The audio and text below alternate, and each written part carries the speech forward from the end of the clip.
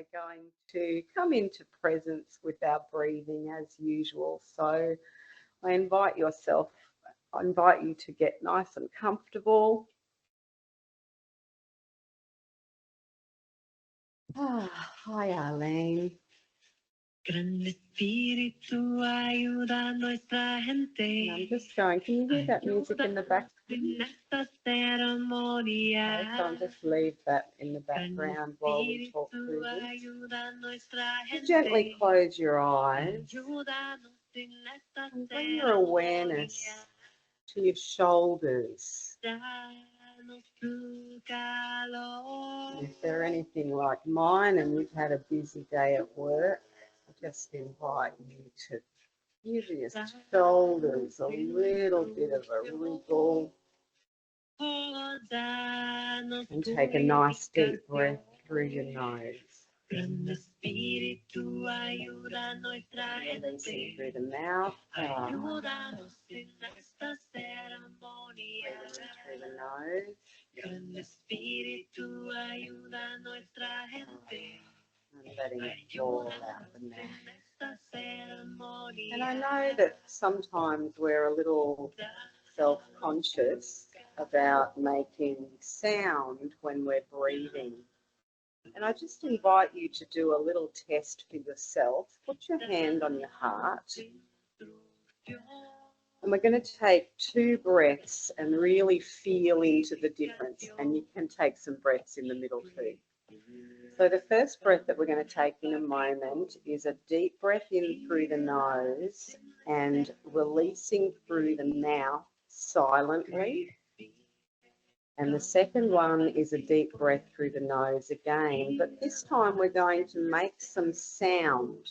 And because that's kind of an unfamiliar thing to make sound when we release our breath, you may care to kind of start it manually yourself. And I'll give you an example. So,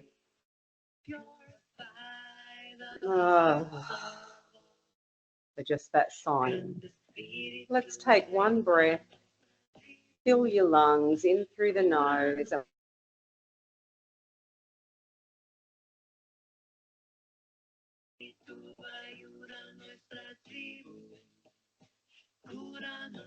You can do another one the same if you like. In through the nose, nice and deep, filling your chest and belly. And release with no sound.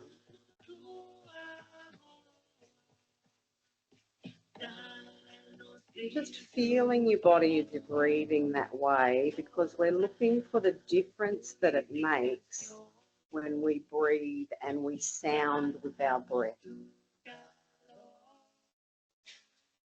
So on the next deep breath, and if you're on silent, no one else is going to hear you in the room except yourself. I'm going to let some sound out with the next exhalation.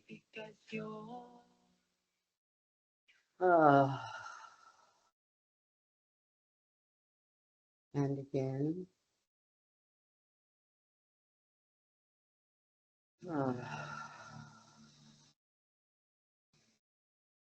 And again.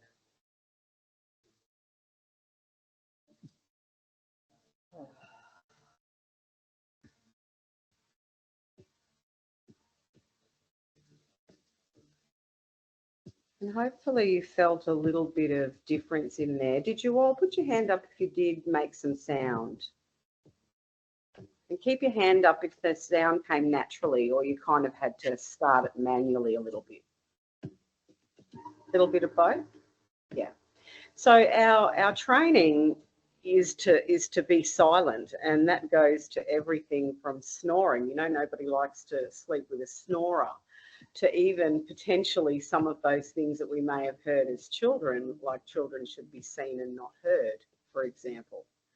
So one of the great things about sound is that when you're making sound, there is the vibration in your chest as well as the release of the air that you've breathed. And you can ask yourself this question, is if you found that difficult, why did you find that difficult? Was there some shame in that? And sometimes I find when I run these sessions live, people are really resistant to making sound when they have their exhalation. And it's a little bit about, you know, is everyone listening to me? Am I going to make some weird sound or whatever? It's a little bit of behaving in a way that we've been socially conditioned to behave. So it'd be an interesting thing for yourself to practice a couple of things. One is the difference between when you breathe in and breathe out with no sound, which means that you're kind of controlling it a little bit in order to do that. And then try it breathing in and then just letting it all flop out, and you'll find that the bottom of your lungs will empty out far better than when you are trying to control your breath.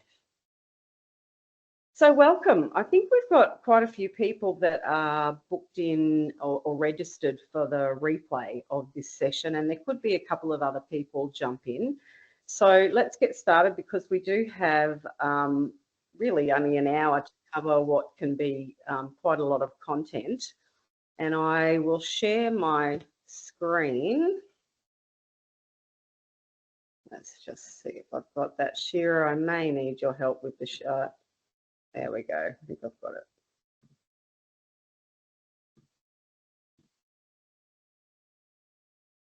it. Okay.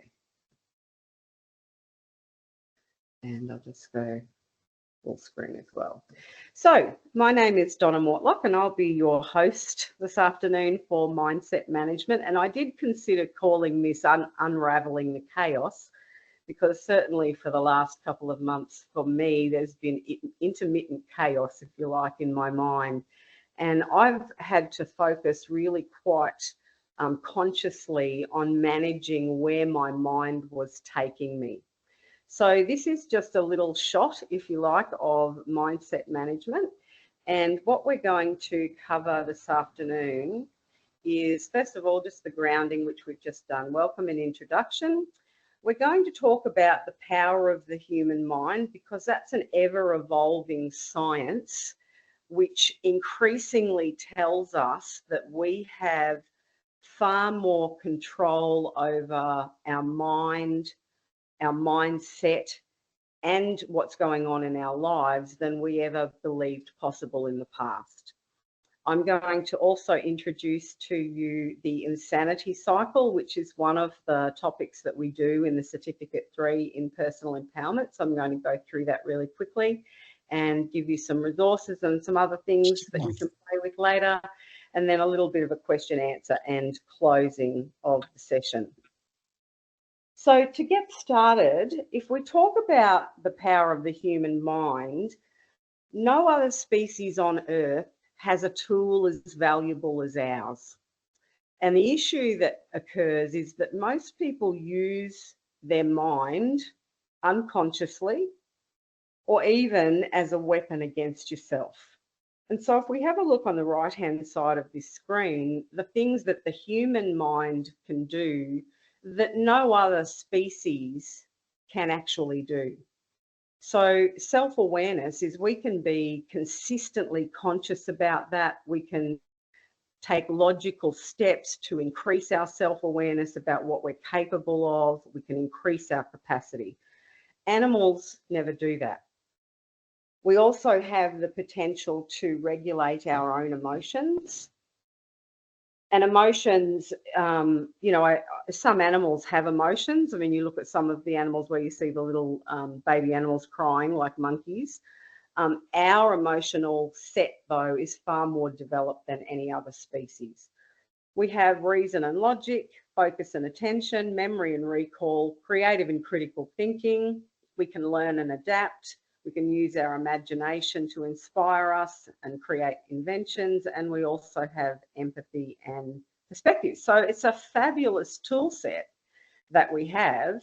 And again, the issue is when we use that tool set as something that is a weapon against ourselves rather than a tool set to increase our capacity to thrive in our world.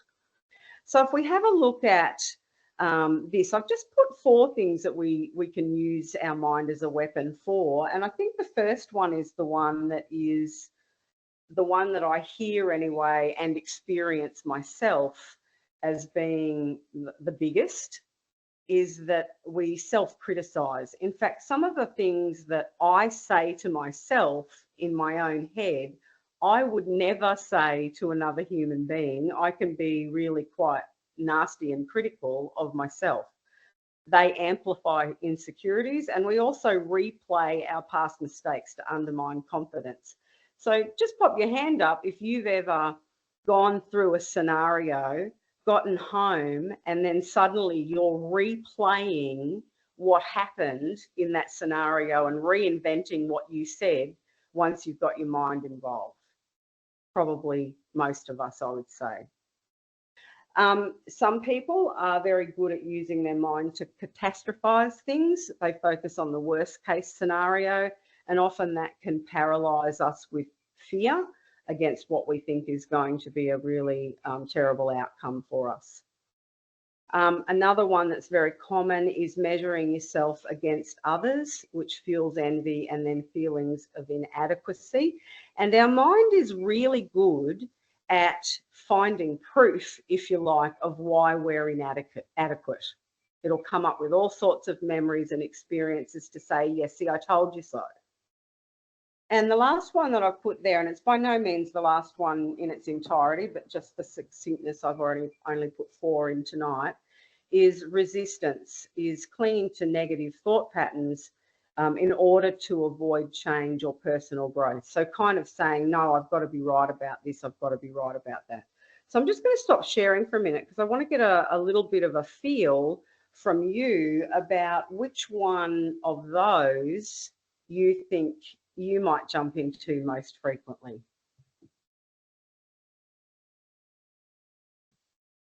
So the first option was, you can just drop it in the chat. The first option was self-criticism. The next one was catastrophizing, comparison, and then resistance. And let's have a look in the chat. What have we got here? Better put my glasses on so I can read it. Resistance. Okay, great, Jo. So resistance to changing your thought patterns. You come up for all sorts of reasons why you're right, and that's the best thought pattern to have. Yeah, awesome. Self-criticism, Arlene. Yeah. So when you self-criticize, and the question's for everyone, so when you self-criticize, do you say, okay, so I made a mistake here, that jumps you into a negative frame of mind, and then you find all the other reasons about why you did something a bit shit? Yes? Yeah, and Brit too, yep, self-criticism as well. I think that's probably the top one, my experience is as well. What about you, Shira? Self-criticism, resistance? Yes, self-criticism. Right. Yeah. So today's session, I'm just going to I'm jumping around with the screen, and I've also got what I think is a broken wrist. So I apologise for being a little bit of having difficulty pressing buttons on the computer. My fingers are a bit like little sausages.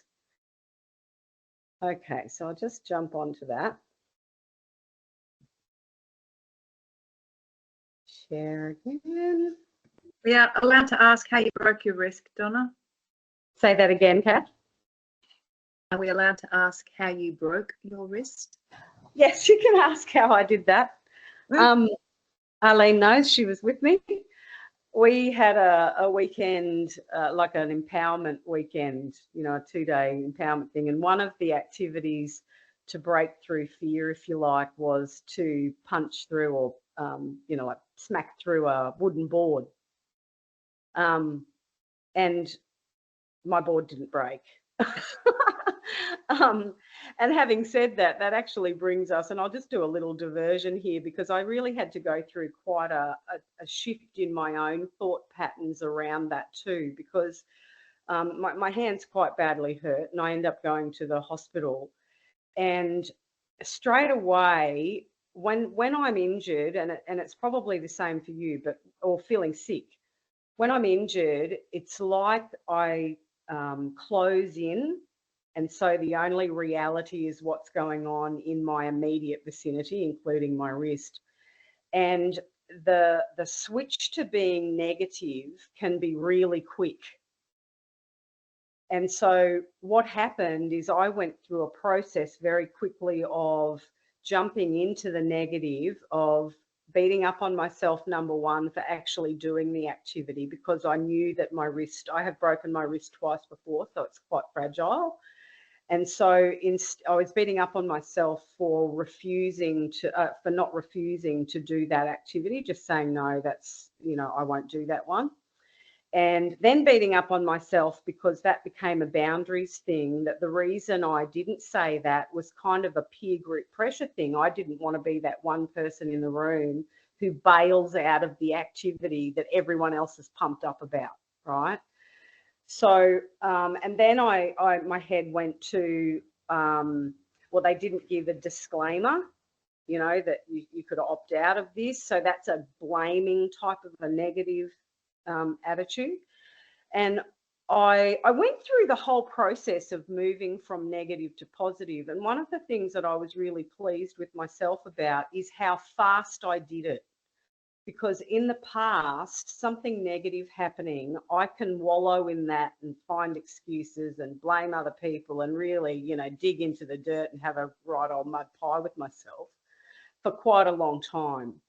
And so I shifted that fairly quickly by being accountable for that and then being okay that I did it differently to what I would choose. So for instance, next time I will say, look, I won't do that activity because I do have a fragile wrist. There's nothing sooky about it. I'm just taking care of myself and then just removing myself. So that's setting boundaries. So kind of forgiving myself for failing in my mind to do that, to set boundaries for myself, and then switch it over and say, well, what did I learn from it? Okay, so I've got a sore wrist. And the upshot of what I learned is that I don't always set my boundaries very well, right? And that I can jump into things that are quite reckless rather than following my own intuition or thought pattern. And still I've got a sore wrist, let's face it. Okay, so just jumping back very quickly, I'm going to, can you see my screen? You can see the little side buttons as well.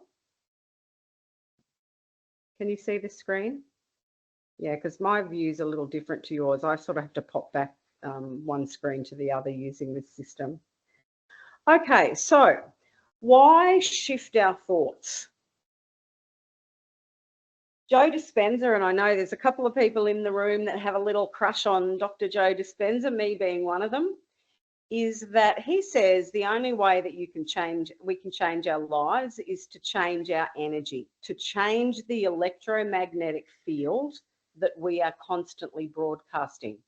And what I mean by that, there's very strong scientific proof that we do have an electromagnetic field that can be actually photographed, and that electromagnetic field, the largest part of the generation of that electromagnetic field is from our heart. And so, in other words, to change our state of being, we have to change the way we think and how we feel, and jump into a vibration that is positive rather than negative. And I, by no means, I'll just stop sharing for a minute. By no means does that mean that we are attempting to broke my arm. Oh, it's great, and be all zen and positive, and I'm glad I broke my arm, right? This is not an artificial thing because there's no way to trick frequency. And what I mean by that, for those of you who've, like Britt, I know you've done less work with me on the frequency stuff, but is that the way you feel is what you're projecting out into the world. And you know yourself, when you feel sick, ill, angry, sad, depressed, anxious, any of those feelings, they feel uncomfortable, and I'm going to use the word bad, they feel bad inside, and they also project out. Because does everyone, put your hand up if you know when somebody comes into you, they don't even open their mouth, you may not even see them, but you feel the energy come into the room and you don't like it. Yeah? So that's the electromagnetic. You'll have exactly the opposite things. There'll be people that you will gravitate to because they're projecting that electromagnetic field that is an attractive one to us. Does that make sense? Britt, does that make sense to you? Because I know, yeah. So the real reason why it's really important to manage our mindset is nothing, very little to do with our behavior out in the world. It's how we feel inside when we're allowing things to roll through our brains that make our whole bodies and our whole being feel like crap, right? And so how do you stop that? Because one of the things I've noticed is when you allow one little crappy seed to plant itself of negativity, it gathers moss, you know? So every little piece of crap that could possibly be of the same frequency will come at you that day. Yeah. So if we choose to be a magnet for the things that make us thrive and the things that we feel good with and the frequency that allows us to feel calm and peaceful and inspired, then it's our job to manage our mindset so that we're using our mind as a tool to help us rather than a weapon to harm ourselves. Yeah. And thank you for the speedy recovery instructions, Shira. I'm hoping that it will be relatively quick. I have discovered that brushing your hair, cleaning your teeth, and even washing my left armpit with my left hand when I'm having a shower is quite difficult. So I'm hoping it heals quickly too. All right, so let's just jump in a little bit to the insanity cycle, which I'm going to show you now and go through.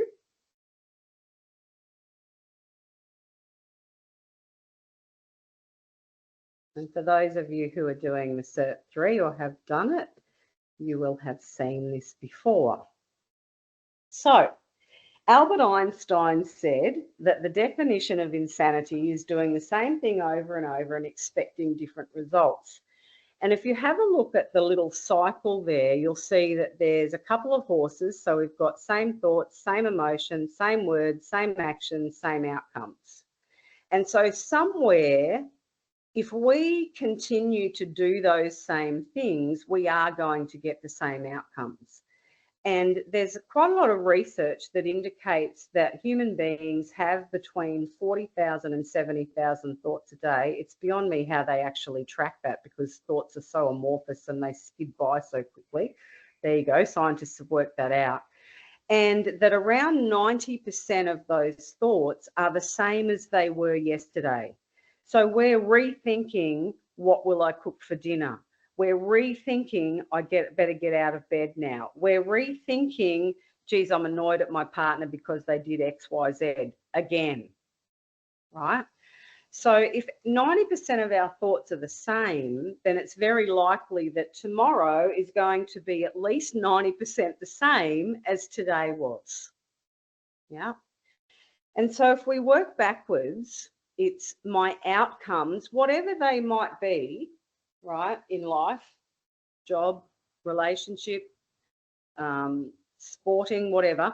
If my outcomes are the result of my actions, put your hand up if you agree that your actions determine, at least to a great degree, even if you don't agree 100%, that your actions to a large degree determine what your results are, your outcomes. Yeah. So sometimes there's a little bit of, you know, life happens, something might drop in there. Generally speaking, though, and then if you look at people who are continuously doing negative things. So, for instance, someone who's committing crime, okay? So their actions are to do whatever, graffiti walls. And the outcome is that they're going to get into trouble with the law or have arguments with people or whatever it might be, right? So we can stop by changing our actions. Anyone ever tried to quit smoking? No? Anyone ever tried to quit anything or even start something? You know, the New Year's Day promises is I'm going to go to the gym 3 days a week, right? How did that work out for you? Would you agree that it's hard? Like by the time we get to our actions, it's really hard for us to change because those actions have behind them our thoughts, beliefs, and emotions. And the minute we think we're right and we've got the fuel of our emotions behind it, we're automatically going to trip into the action that's driven by those things. So yes, can you change your outcomes by changing your actions? Absolutely you can. It's difficult though, and any police intervention will tell you the same thing, right?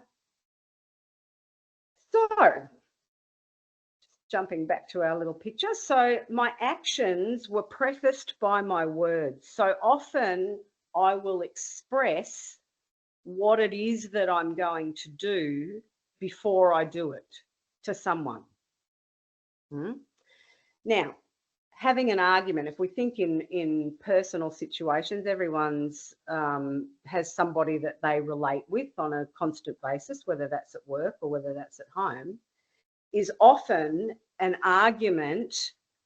If the action is to withdraw from a relationship or even terminate a relationship, if it got that, you know, that severe, they're prefaced by our words. If you do that again, I'm going to leave, or whatever it is.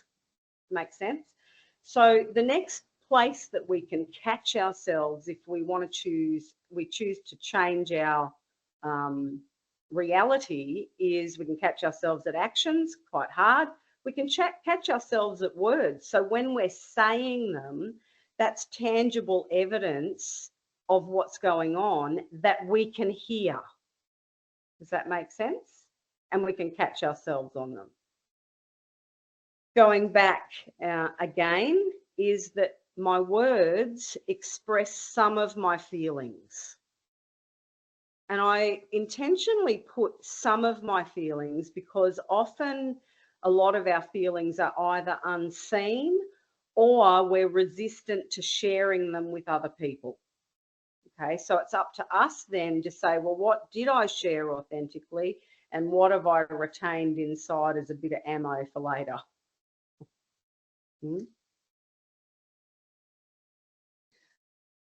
Okay, and my feelings are influenced by my thoughts. So whatever it is that I think is going to influence the way that I feel about something, and it's actually reciprocal. Because my thoughts are made up of my memories, my beliefs, my values, the conditioning that I had throughout my life, including, you know, last week when whatever it was happened that added some fuel, if you like, to your thoughts being right.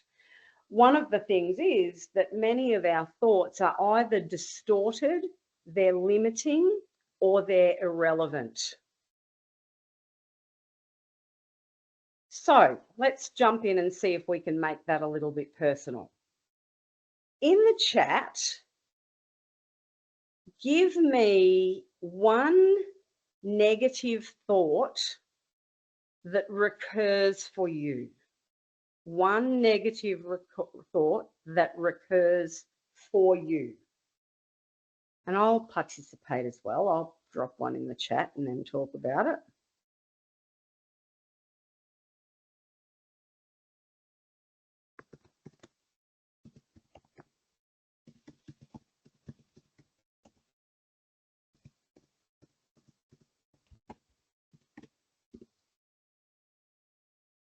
I'm unhealthy, Joe. Okay. So that negative thought, when you think to yourself, I'm unhealthy, how do you feel? So jump in, unmute yourself. I did put in the chat earlier. I Oh, don't you've got have a sore- much voice today, Got a sore throat. so I'll have Okay. to type. Chat away in the chat then.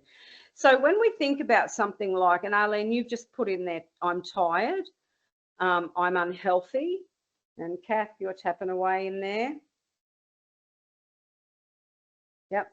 So when you think that and you allow that thought to exist without counteraction, how do you feel? Does saying I'm tired make you less tired? Does saying I'm unhealthy, Joe, mean that you're less unhealthy? Or does your brain go into weapon mode and start beating yourself up? Now, my guess with you, Joe, is, and nod away if I'm right, or shake your finger at me if I'm wrong, is that when you say I'm unhealthy, your thought pattern jumps automatically into all of the things that you perceive you should be doing and are failing to do. And then you're kicking your own ass and shaming yourself for doing or not doing what you're supposed to be doing. Is that correct? Okay. So we hit that spiral, and that one thought, believing that one thought of I'm unhealthy or I'm tired or I'm unworthy or I'm whatever it is, starts to gather every piece of information from your reservoir to prove you're right. So our job then is to catch that negativity and see if we can find a way to shift that. So one of the things that you can see my screen, that our thoughts are the seeds of our reality.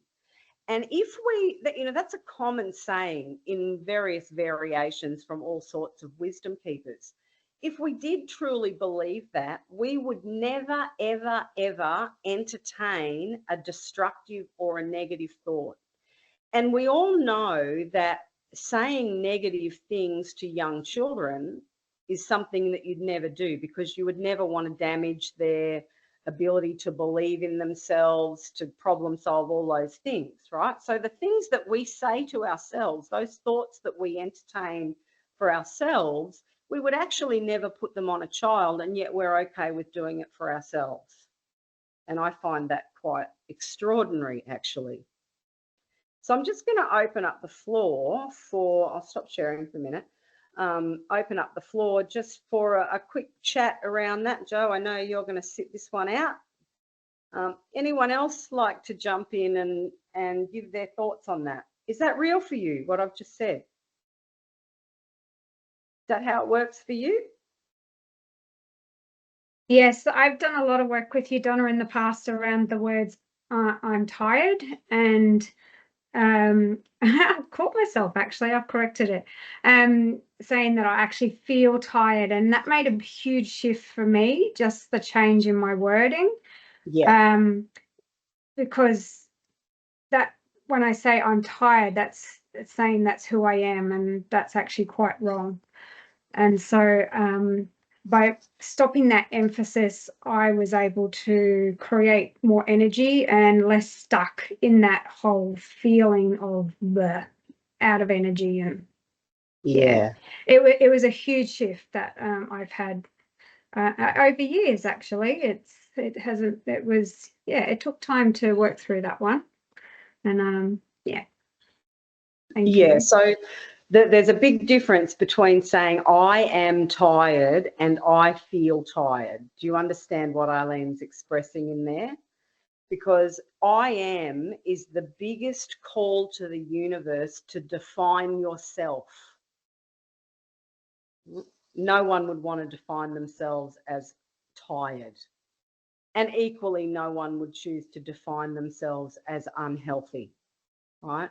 So one of the reframing things, Joe, if I can offer you, some inspiration is to shift it to I feel, and I feel unhealthy is one way of putting it. And I'd go further than that even, because what does unhealthy feel? There's no feeling in unhealthy, right? So it may be I feel stiff and inflexible.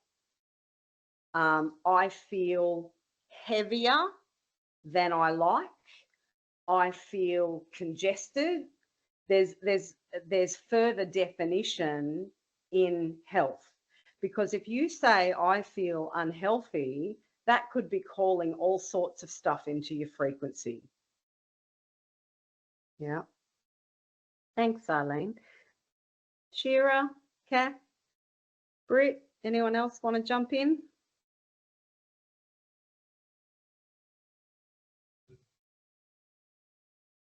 No, I'll just continue. We'll have time at the end. So if you do have something that you'd like to jump in, feel free to jump in at the end. I'll just go back onto my little sharing thingammy. Okay, so how do we get off this insanity cycle of our thoughts and emotions, then becoming the words we say, then becoming the actions, then becoming the outcomes that in our rational mind we would never choose negative outcomes for ourselves, and yet by going through that process in an unconscious way, that's exactly what we're doing.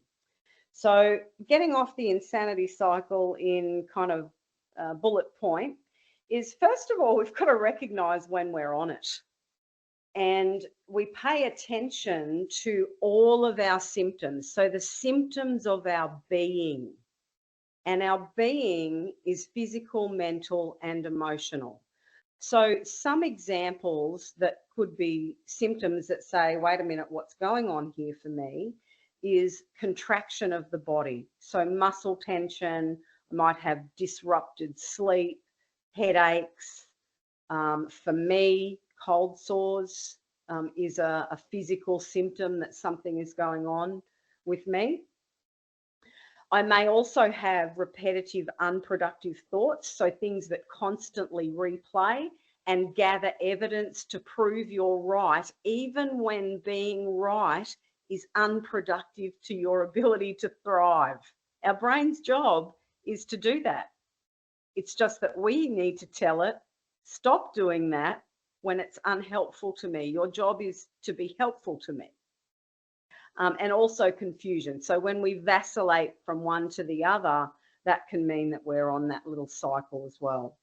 And when our emotional state is out of alignment, we can be often triggered into disproportionate negative responses. So things that were small become huge. So we make a mountain out of a molehill, and that molehill, because it's that little negative energy, and it might only be a small little negative thing, suddenly becomes a mountain because it's attracting all of those things to prove that we're right. And when we think we're right about the reasons we're sad, angry, whatever, it drives us further into that agitation, fear, and depression. So first step, recognize when we're on it. And that's simply saying to you, be aware of yourself. You're important. The way you feel, what you think, and what's going on in your world is important. So be aware, because you're the only one that has the power to make the shifts that you can make. Check in with the here and now truth. And so we jump on a thought, and my thought with my wrist, my first thought was everybody else did it and I couldn't do it. So I'm hopeless, and I'm also embarrassed because everybody else saw me fail to do it. And then I could have gone on to a spiral with that. But by asking myself with a couple of those thoughts, is it true? How do I know it's true? And what might happen if the opposite of what I'm thinking were actually true? So is it true that everybody saw me fail? The answer is no, they were busy doing their thing. Is it true that I had reason to be embarrassed or humiliated. No, I didn't break a board in half. So, and I've had a broken wrist. So naturally that would be an unwise thing for me to do, right? So I'm checking in with what I believe is true, because what your mind will often do is it will say, and this is what mine did in this example, it will find all the other times when you failed and say, I told you so, I told you so, I told you so. All of those, let's say failures, and I'm using that word quite loosely, all of those other times when you failed are all in the past. So being able to do something now, if I'm relying on all of the past, then I'm going by that nothing changes unless I change, because 90% of my thoughts today are the same as yesterday. So it's my job to change them. Well, I may have failed. Is it true that I will fail this time? Now, and I'll give you an example of that just happened to me yesterday. I'll just stop sharing for a minute. So yesterday's activity, the first day was when I hurt my wrist, that breaking through fear type of an activity. The second activity yesterday was to have an arrow, you know, a bow and arrow put onto my throat, and somebody stood. So if you just imagine someone in front, they stood the end of the arrow here, they were holding it, and the tip was in my throat. And the job was to take one fast, powerful forward step into the arrow, right? Into the arrow. So what did my head do? That's scary enough as it is, because you think, oh, good grief, you know, I'm going to take an arrow through the throat. That's scary enough as it is. Even when you see someone else demonstrate it successfully, that the arrow breaks when you take that step forward, right? I had the added evidence of my wrist from the day before to make me even scareder. And I will tell you, I did do the arrow exercise and I was absolutely terrified. I had tears streaming down my face because I'm thinking, oh, I've got a sore wrist, and I'm also going to end up in hospital with an arrow in my throat because I couldn't do that one properly, the board breaking. So what if I fail at this one too, right? And fortunately, the facilitator of this program was very good. Arlene, you were there. And I did it anyway. And the reason that I did it is because every time I choose to believe myself with unproductive thoughts is one more limitation that I put on myself. And I know that if I had resisted that activity, I would have walked away. The workshop was great. I would have walked away in fear for the next activity. The next activity might be firewalking, or the next activity might be to put my name in something that's, you know, out of the ordinary for me and go into a competition. And I would automatically use both of those examples as reasons why I would be right to never even try. Make sense? Okay, let's go back to our little sharey share. And then the last, getting off the insanity cycle, is to practice changing your mind. So changing our minds, you know, they say, oh, women are always changing their mind, and I see that as a good thing, is to use whatever technique you can master, and we have many that we can play with, that keeps your vibration high and puts your mind in service to your well-being.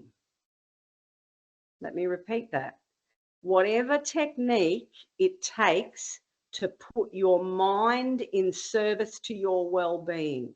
And all of those destructive thoughts that you have, all of those limiting thoughts, all of those negative thoughts, no matter how often you've seen them repeated in your world, all of those keep your vibration low, and our job is to shift it up so that we attract better for ourselves.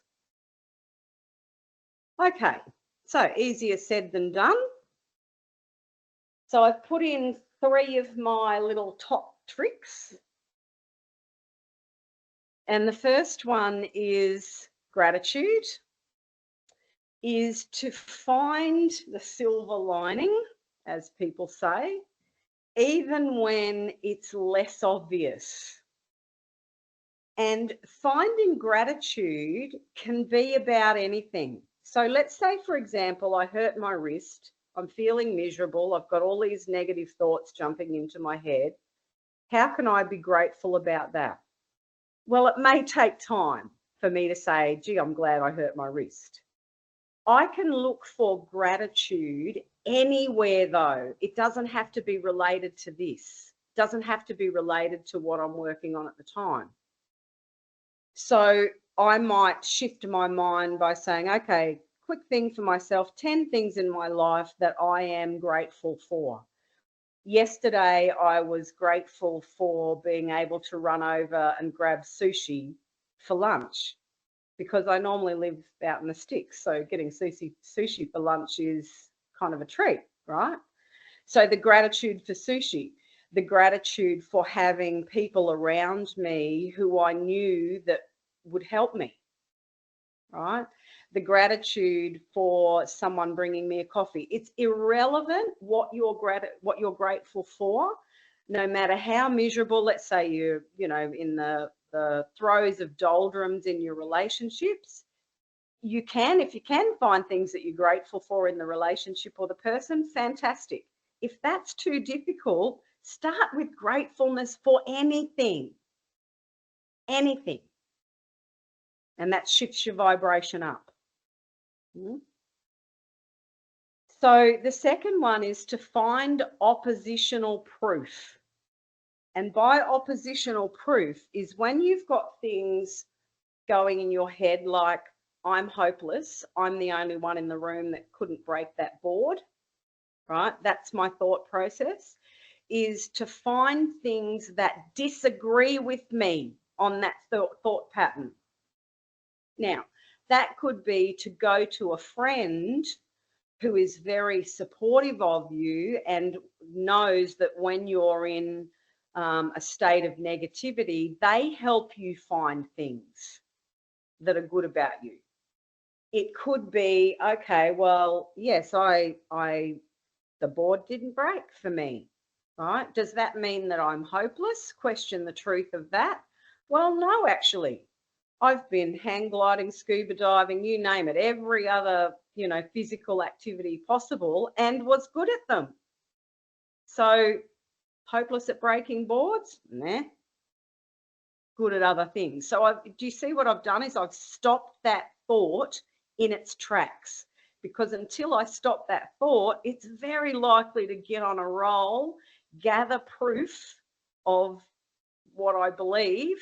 And as soon as it gathers proof and the volume of that, we end up wondering why we feel like crap, or we're angry, or we're anxious, or we're depressed. Learn to stop it in its tracks. And then the last one on there is distraction. Now, I wield this one with care, because distraction is something that I think humanity is very familiar with. So when I feel crappy, I'll go out and shop, drink, entertain myself, whatever it is, to get away from what's making me unhappy, right? And I can keep doing that. And I've seen people, they just do that. That's their response to avoid, let's say, the inner work that's difficult. Right, is distract themselves. So when I say I wield that one cautiously, what I mean is sometimes it's a good idea to use it as a switch flip, okay? So it may be I'm feeling miserable, my relationship with my kids, my whatever, something's bothering me and I'm off and I'm going into negativity. okay, is that I switch it and go to the movies and watch a comedy movie, and then I come back and deal with the reality of my thoughts and emotion and whether they are actually real or I'm making it up for myself, counter to my own thriving. So distraction is a switch rather than a remedy, if that makes sense. Yeah. Does anyone, I'll just stop sharing for a minute. Does anyone have any comments or feedback on their experiences with that? Would they work? Would those, which of those 3 tactics would work for you? I tried quite a lot of small gratitude. So things in the, especially in the outside world or what I perceive as big problems, I will do micro gratitude for when I'm in the shower. I think, oh wow, I'm so lucky. Thank you. I have hot running water. I have a shower. I have all these, you know, toiletries. I have hot water. So I bring it down to a totally, like you said, a different subject, but sometimes a different level. That's right there, right now, that I can see or feel or touch or, yeah, and I can do that, you know, looking around my unit. Yeah.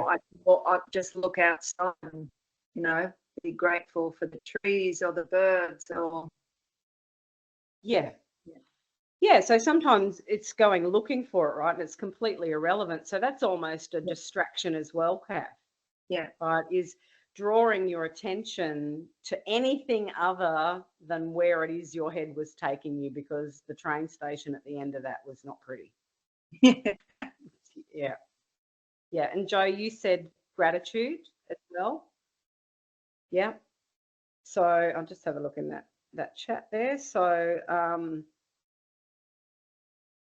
Jo said being grateful helps to distract from thoughts. Absolutely. Those negative thoughts, which, let's be real, a lot of those negative thoughts are big fat lies to ourselves. Why would we lie to ourselves, especially when it harms us? Well, I'm not even sure I know the answer to that. I do know that we do it. It's common. So distraction, tops, and you also find little things to be grateful for too. Yeah. Yeah. And actually these steps are part of even the process of manifestation, because remember that insanity cycle came to outcomes, right? So that same cycle of thoughts, feelings, words, all of those things, the outcomes can be consciously manifested using exactly these processes. And the processes simply require us to be the masters of our own mind, to tame the lion, because that lion can be pretty nasty sometimes. Okay. I'm just aware of time, so we'll scoot on through the next one. Any questions, discussion or debate? We've kind of gone through that as we've gone. What I do have for you though is a couple of resources. So there's a video, and you will, if you will get a copy of this PowerPoint, and you'll also get a copy of another resource that I've created called the Mindset Management Toolkit. The video that is linked there is a video on above the line, below the line thinking, and I find that it's very powerful when you have a look at it and then work through one of your own thought processes when something comes up and ask yourself the question of, am I above the line or am I below the line? And so the little management toolkit that I will share with you, I'll just grab that so that we can have a look.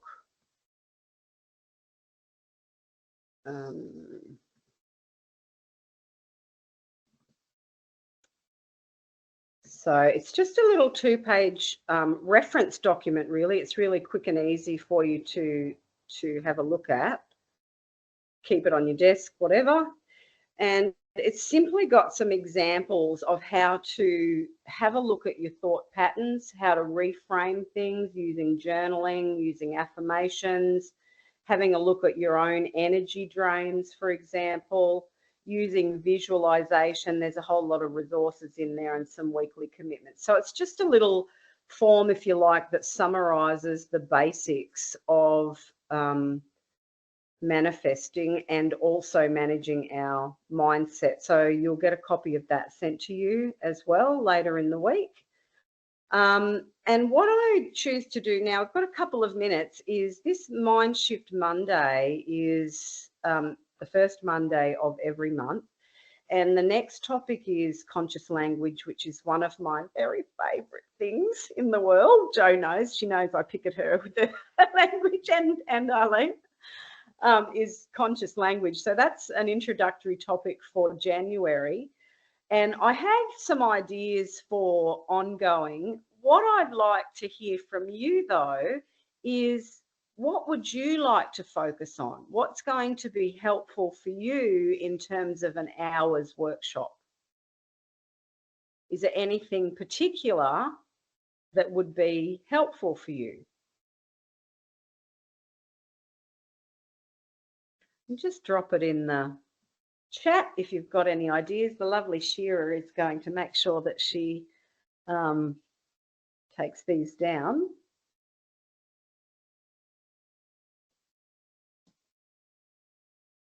So one of them, for example, one of the topics that I was thinking of is the positive psychology sailboat metaphor, is going through how to kind of view our life and how we operate within it using the metaphor of the sailboat, which we cover in the Certificate 3. And I think it's quite a powerful tool, you know, to be able to take a step back from our own lives and look at it quite objectively so that we can manage them a little bit better. Boundaries, Arlene, that's a big one. Boundaries are a really big one. Yeah, awesome. Positive psychology, Jo, you're up for that. Awesome. Any others? Oh, the other one I was kind of interested in talking about some more is the masculine and the feminine energy and how that works in our own systems and how we can make conscious choices to move from a masculine approach to a feminine approach and then flow back and forth through those states rather than using one or the other, because they both have power, and understanding the power of the masculine structure and action and so forth, as opposed to the receptive, intuitive feminine, how we can use both of those. And Shira, you say maintaining focus in a world of distractions. Yes, I agree. I guess I've got a few years up on me now, and, you know, I think back to my 20s and how fewer distractions there were then. You know, the phone call and maybe the television, which you would choose when you know, at 7:30 the movie's on. So if you wanted to watch the movie, you jumped on at 7:30. Where now we can pick up the movie we want anywhere. And while we're watching a movie, we're also on our device, right? And we've got pop-up messages. And our environment seems to be so much more information packed. And I went to Robina Town Centre yesterday, and coming from living in the mountains with nature, when I go into the city, it's very apparent to me the amount of information that is coming at us at all times. And there's a lot of research to say that we literally have thousands of bits of information, noises, sounds, touch, taste, thousands of bits of information coming at us at any one time. And we distill down to just over 100 that we can actually work with. And we have to do, you'd be insane if you had thousands of bits of information that you had to process. Awesome. Masculine, feminine, you're up for that. masculine and feminine topic, and I will let you know that a lot of that information on the masculine and feminine comes out of Tantra work, which is energy work.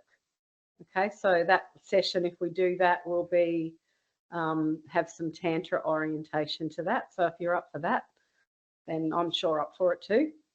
The 4 agreements. Yeah, Arlene, thank you. That's a really good one. I like the 4 agreements. 5 actually now. He's added an extra one to it.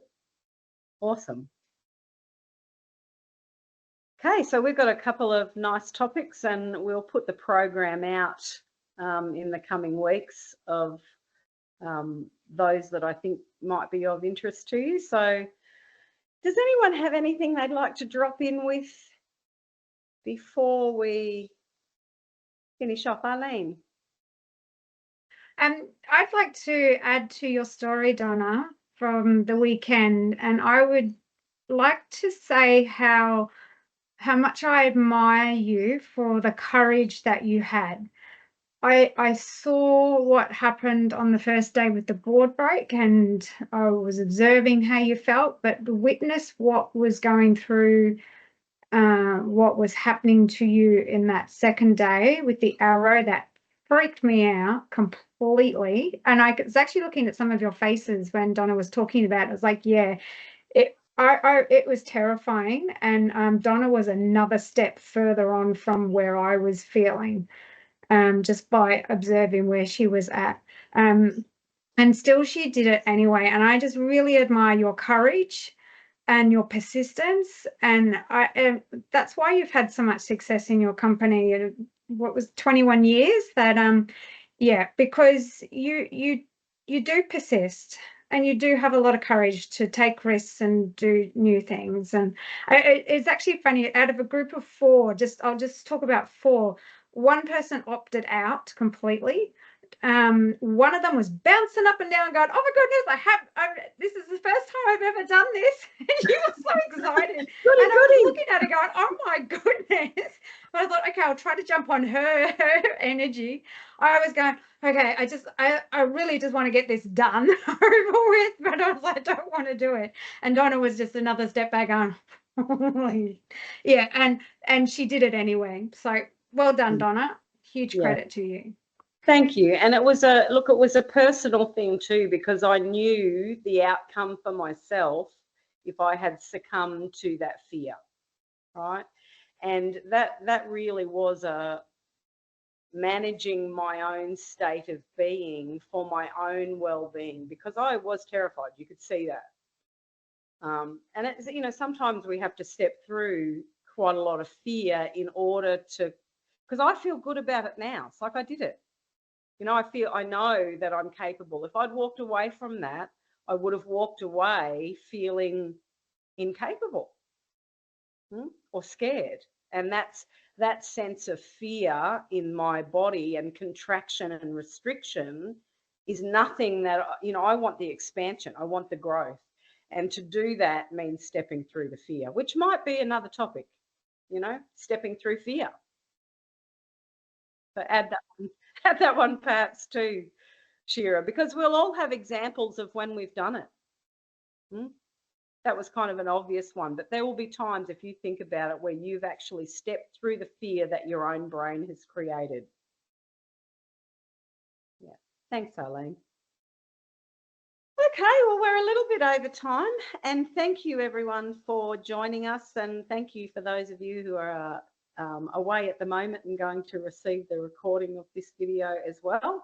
So in the next couple of days, I'll get our fantastic admin team to send you off the Mindset Management Toolkit, as well as a copy of the PowerPoint. And Joe, just so that you know, Kathy, anyone else who wants to use it, the PowerPoint, you're very welcome to use the PowerPoint or parts of the PowerPoint if you think that it can help your audience, you know, like your students or someone. Please share that with people. That's the sort of information that we can all be teaching one another how to drive our own engines a little bit better.